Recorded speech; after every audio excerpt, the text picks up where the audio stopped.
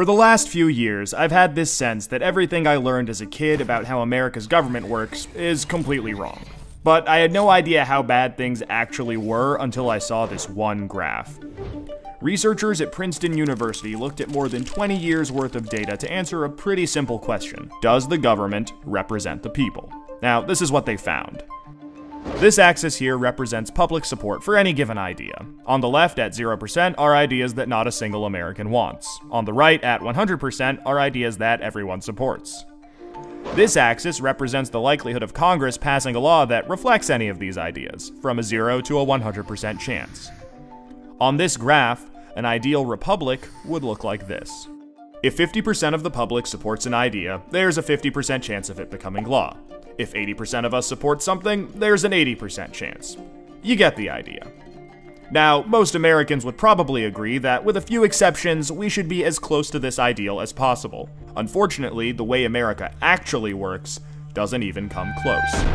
Take an idea that nobody supports, literally nobody, and it has about a 30% chance of becoming federal law. Now, take an incredibly popular idea, the most popular idea this country has ever seen, and there's also about a 30% chance of it becoming law. This means that the number of American voters for or against any idea has no impact on the likelihood that Congress will make it law.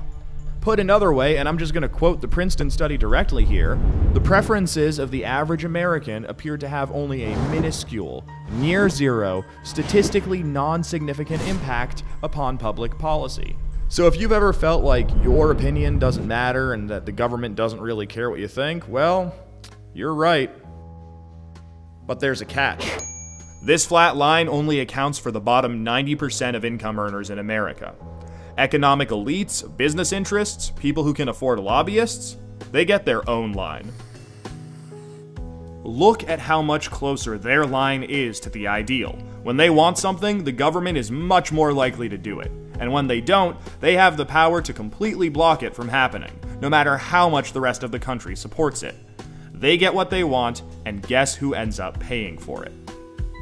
We pay for it with the most expensive healthcare in the world. We pay for it with a tax code that's a complete mess. We pay for it with internet that's slower and more expensive, with wasteful spending, a floundering education system, a catastrophic drug war, and 1 in 5 American children born into poverty. Almost every major issue we face as a nation can be traced back to this graph.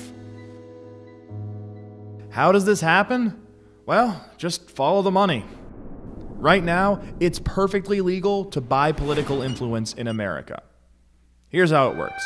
Let's say a big bank wants a law that would force taxpayers to bail them out again if they repeat the exact same reckless behavior that crashed the global economy in 2008. Not exactly the most popular idea with the public, and Congress knows that. That should be the end of it. But that's where the money comes in. It's perfectly legal for our bank to hire a team of lobbyists, whose entire job is to make sure that the government gives the bank what it wants. Then, those lobbyists can track down members of Congress who regulate banks and help raise a ton of money for their re-election campaigns. It's perfectly legal for those lobbyists to offer those same politicians million-dollar jobs at their lobbying firm. Then, those lobbyists can literally write the language of this new bailout law themselves and hand it off to the politician they just buttered up with campaign money and lucrative job offers. And it's perfectly legal for those politicians to take the lobbyist-written language and sneak it through Congress at the last second. So now you've got a law that greatly benefits the banks, and the whole process can start over. This is how a bill becomes a law. A special interest hires some lobbyists, those lobbyists collect campaign contributions, offer jobs, and then write the laws that Congress then passes to help those same special interests. This happens every day on every single issue with politicians of both parties. In the last 5 years alone, the 200 most politically active companies in the United States spent $5.8 billion influencing your government. Those same companies got $4.4 trillion in taxpayer support. And that's trillion, with a T. And that's just the top 200 companies. Never mind every other special interest, every union, every trade association, and every billionaire. Every single one of them can use their money to buy political influence. You know, there's this idea out there that this only became a problem after the Supreme Court's Citizens United decision in 2010. But the data goes back almost 40 years, and the results are clear. Corruption is legal in America. And as long as it is, anyone who can spend money to buy political influence will. The solution here isn't rocket science. Make corruption illegal.